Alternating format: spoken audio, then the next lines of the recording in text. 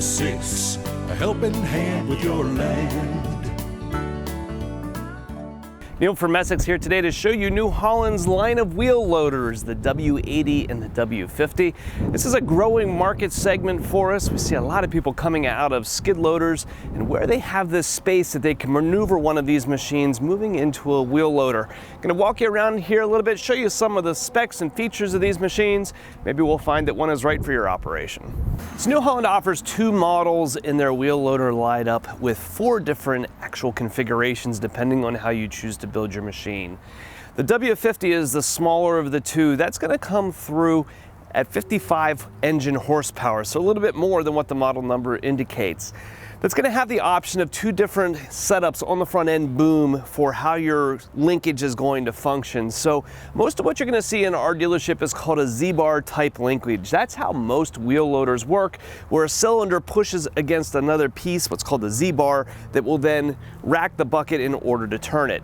You can also get this one in what's called a tool carrier version. If you're mostly going to be working down at low heights and picking carry operations and not lifting high in order to, say, load a dump truck or something, you might benefit from the tool carrier version being a little bit less expensive. But generally for our guys, we're going to be selling these things in the landscape yards and that kind of stuff where they're going to want the forward reach that the Z-bar linkage gives you. The W80 behind me here also comes in 2 different variants, but all of these are going to come through with Z-bar linkages on them. The difference in these are going to be in their transmission. So you can get the W80 in an optional high-speed model that has a much greater ground speed than the other variants. If you have transport applications, it helps you get from place to place much more quickly. Now, the larger a machine gets, the larger bucket tends to go with it. You're usually going to see wheel loaders referred to as being a 1-yard or a 2-yard type machine.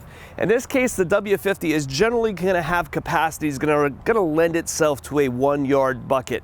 So again, going to landscape yards and those kind of places where we're generally, say, selling mulch by the yard, this is going to be the machine for you.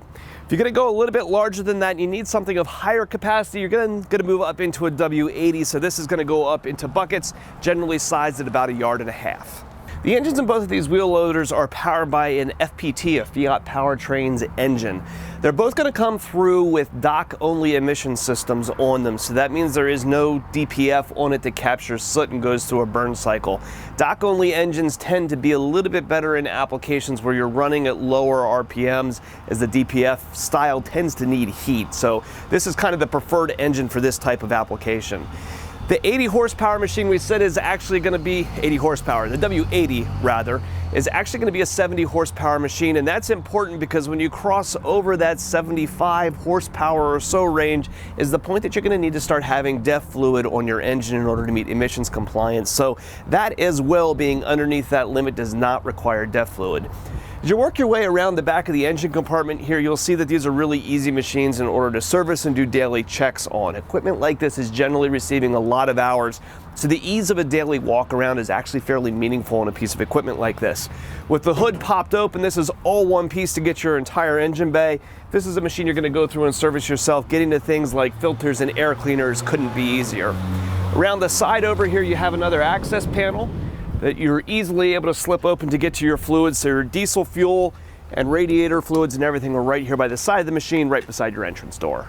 The actual function of most wheel loaders is surprisingly easy. These are not complicated machines in order to operate. Most of the work is done up here with the control stick where your left hand sits, and it's got a really easy, comfortable wrist rest. If you're in here for a long period of time, it's going to be easy to operate.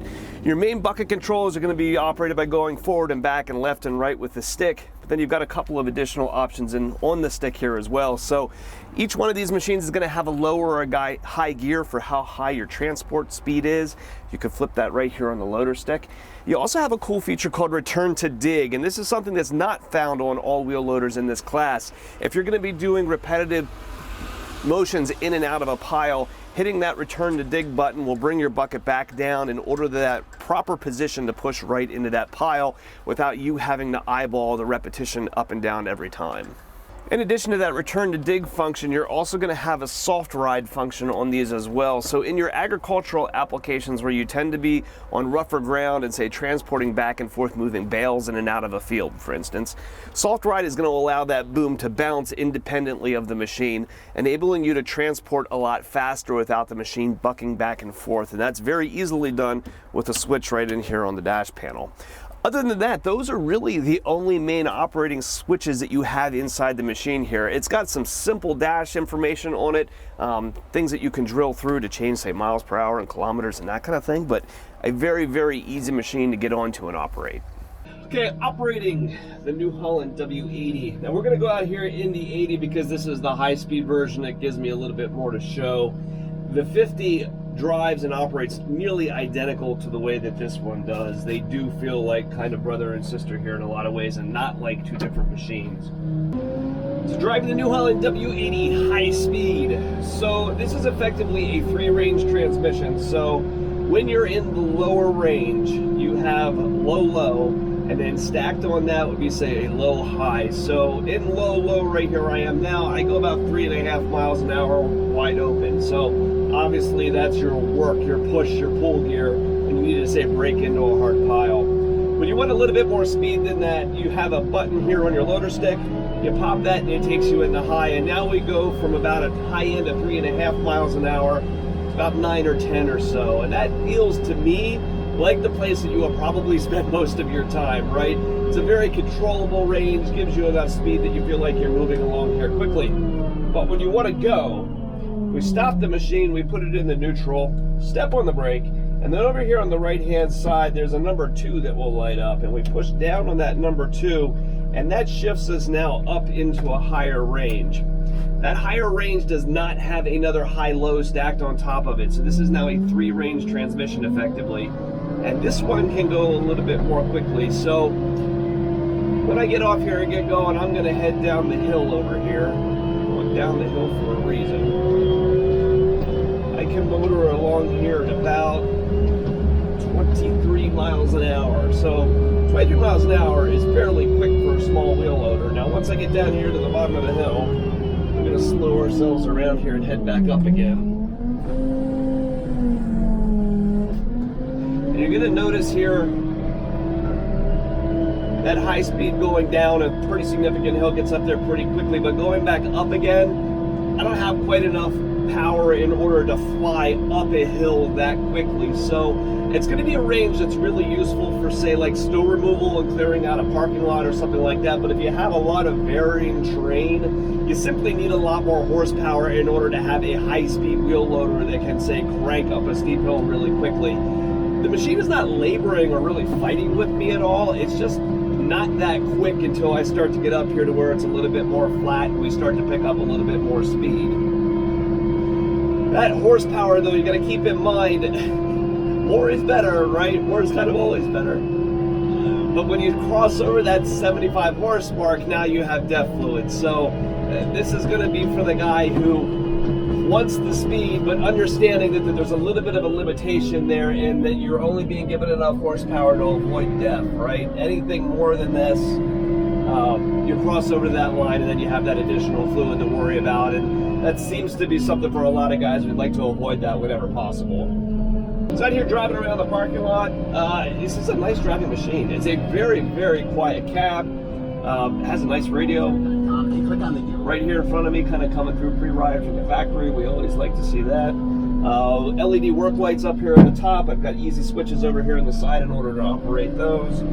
I flipped on the soft ride, even driving around the parking lot here. That's a feature that I wish we saw more of in more equipment. Allowing the loader boom to bounce makes a huge difference in how easy these machines are to transport.